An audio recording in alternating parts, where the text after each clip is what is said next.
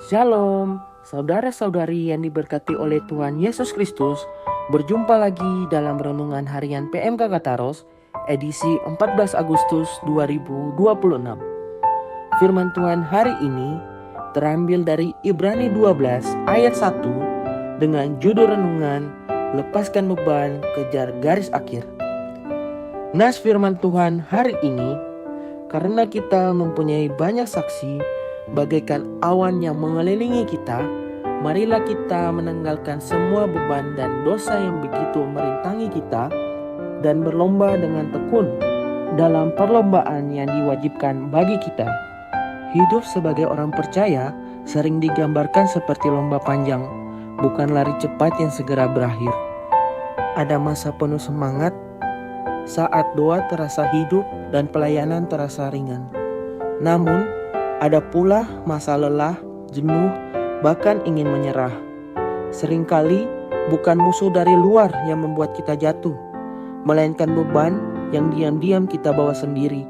Kebiasaan lama, rasa takut akan penilaian orang, kelelahan fisik dan rohani, atau hal-hal sah yang perlahan memberatkan langkah kita.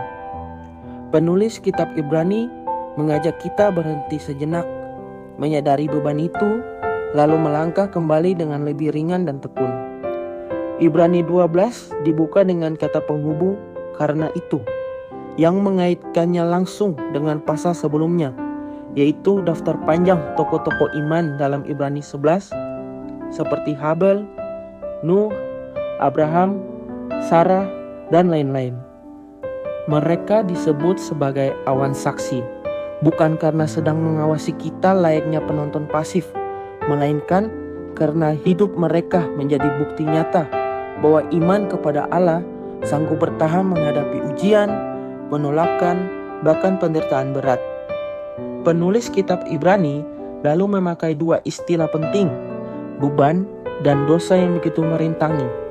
Beban berbicara tentang hal-hal yang pada dasarnya netral, namun menjadi berat ketika terus-menerus dipikul. Kekhawatiran berlebihan, kelekatan pada dunia, relasi yang salah arah, atau ambisi pribadi yang menggeser prioritas rohani.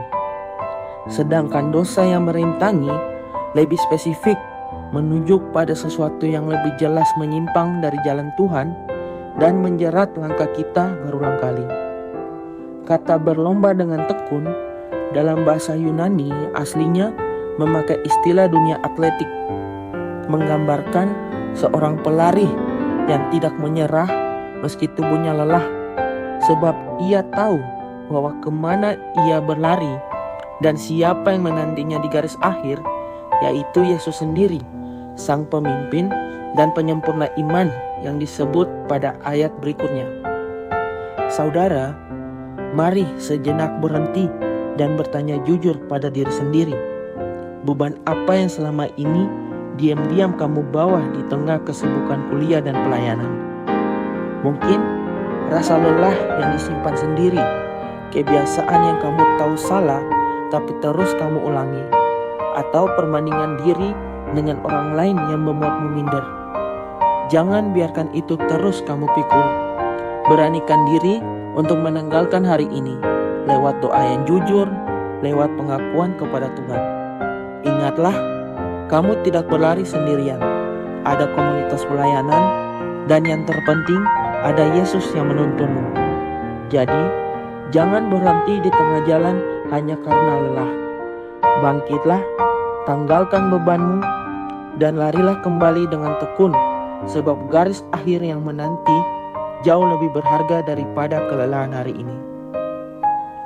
Garis akhir tidak dicapai oleh orang yang tercepat, tetapi oleh yang tidak berhenti.